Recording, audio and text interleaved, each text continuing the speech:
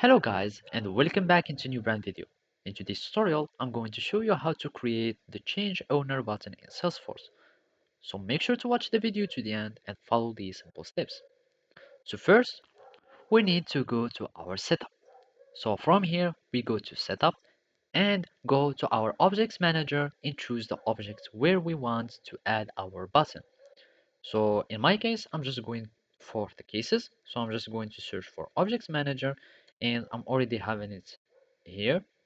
And I will search for assets, accounts, or whatever. So let's go for cases, for example.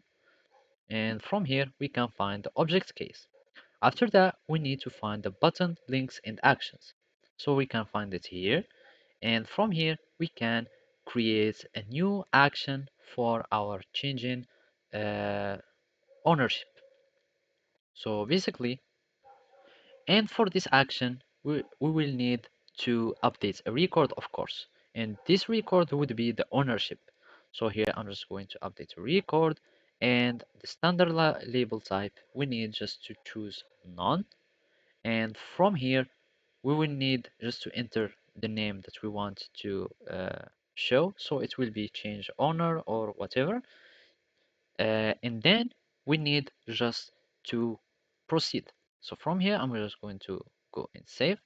And now we need to add our case owner field so we can be able to change it. So after that, we will need just to save.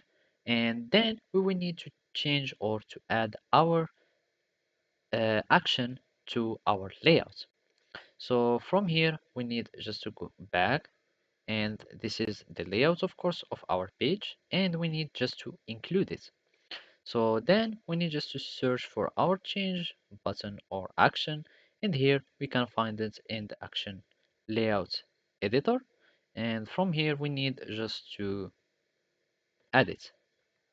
So basically this is how you can do it. Thank you for watching and see you next time.